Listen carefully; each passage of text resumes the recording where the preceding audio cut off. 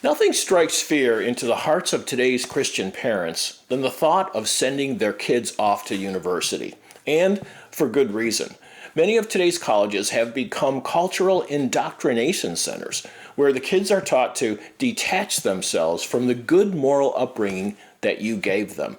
But it doesn't have to be that way.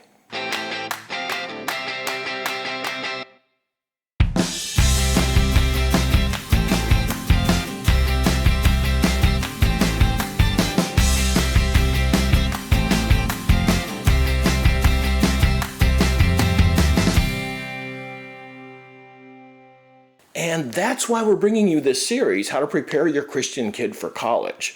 So far we've talked about thinking biblically and knowing the challenges that lie ahead. But today we're going to be focusing on finding help. That is, helping your child build a support structure around him or herself in order to protect them from the harmful worldviews that they're likely to encounter at university. Here are 4 actions that you can take to help your college-bound child survive and even thrive over the next 4 years of their lives. Number 1, help them find a good church. We take our kids on college tours anyway. We show them where the dormitories are and the student union and the off-campus housing. How about finding a good off-campus church? I would think that that's at least as important as where the cafeteria is, because what our kids immerse themselves in is either going to draw them closer to God or push them further away. There's simply no neutral ground there. Why? Because the Bible commands us to become part of a church family. Colossians 2:2, that their hearts might be encouraged, knit together in love, able to gain understanding and knowledge of the mystery of God. Without a weekly diet of Bible exhortation, your student runs the risk of becoming spiritually malnourished. The Bible tells us that iron sharpens iron, and they will be encouraged and lifted up by their church family, as well as they will be lifting up others. So make part of the tour finding a good local church. How? Check out their statements of faith. Do they have one? If they don't, keep looking. Watch some of the sermons online with your loved one. If they fail to preach the pure Word of God unapologetically, keep looking. Better yet, extend your stay one more day. It'll give you an opportunity to have another dinner with your son or daughter, and you get up the next morning and go to church together in person.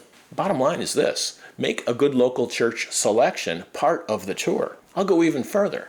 Make the fact that there's a good local church in the area part of the decision on even which college to attend. That's pretty radical. Number 2, bad company corrupts good character. 1 Corinthians 15. And there's plenty of bad company. So help your students select good company. Colleges are full of clubs, organizations, societies, and sports leagues. Some of them are good and they will build your student up and help them flourish in an environment of great opportunities, but others will drag them down into a dark world of wasted time, wasted energy, wasted money, and frankly, wasted life. Does this mean that your student has to join a Christian club or organization? Not necessarily, especially if it's going to be used as an excuse to not go to church. Let me be very clear. Christian organization meetings are not a substitute for church services. So don't let your student tell you they are. Christian organizations like Cru, Ratio, Christi, and Navigators are all good, especially if your young adult needs that additional spiritual support, or if they happen to be looking for that perfect Christian spouse. But do keep in mind that part of the role of your young adult as a believer is to be an ambassador for Christ, and in that role to spread salt and light. And what better place to spread salt and light than on a college campus that is full of people looking for grace and truth and purpose and meaning. Number 3, communicate, communicate, communicate. When I was in college, we didn't have a phone in our room. I had to go down to the lobby and stuff quarters into the machine. Now we have these. It's almost like you can text or call your loved one on a whim. Just say something like, "Hey, I know you're busy, but I wanted you to know I was thinking about you." And you'd be amazed at how much that could mean to a young person who's in a very stressful or strange environment. It's almost like an umbilical cord back to the comfort of home. And phoning home often could be a deterrent to bad decisions. Your loved one knows that you're going to call and ask how they're doing. They don't want to give a bad report, and they don't want to lie. So probably not the best reason to behave, but it could work. Number 4, pray for them. I can't overemphasize the importance of prayer. When my children were growing up, I prayed for them each morning before I went to work. I would place both hands on their bedroom door, and while they slept, I would pray for them individually, that the Lord would take care of them while I was away, that He would not allow them to be lulled into the ways of the world.